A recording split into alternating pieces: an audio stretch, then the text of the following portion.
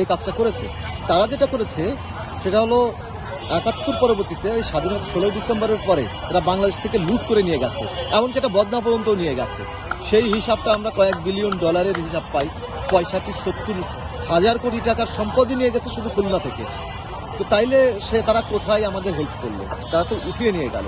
এবং তার পরবর্তীতে ইন্দিরা গান্ধী সংসদে দাঁড়িয়ে বলেছিল যে একটা পাকিস্তানকে আমরা ভেঙে দিলাম। তো মূলত এখানে রয়ের যে চক্রান্ত ছিল সেই জায়গা থেকে বাংলাদেশ বিচ্ছিন্ন হয়ে যেত, বাংলাদেশ একটা আলাদা ভূখণ্ড হিসাবেই কাজ করত। কিন্তু সেই জায়গায় সরাসরি যদি ভারতের কথা বলতে হয়, ভারত সবসময়ই বাংলাদেশকে বিচ্ছিন্ন করার কাজই করেছে। এবং বলা হয় যে শেখ মুজিবুর রহমানকে হত্যা, তারপরে জিয়াউর রহমানকে হত্যার বিষয়গুলো এখানে ওদের কারসাজি ছিল। তো ইন্ডিয়া আসলে বাংলাদেশের সাথে কখনো বন্ধুত্বপূর্ণ সম্পর্কের কারণে কোনো কিছু করেনি, তারা তাদের নিজেদের সাথেই করেছে। আর ৭১-এর যে ইতিহাস, সেই ইতিহাসে আমরা এখনকার প্রজন্ম পাই হলো শুধু শেখ মুজিবুর রহমান। শেখ মুজিবুর রহমান আসলে আহামরি ওরকম বড় কোনো নেতা ছিল না।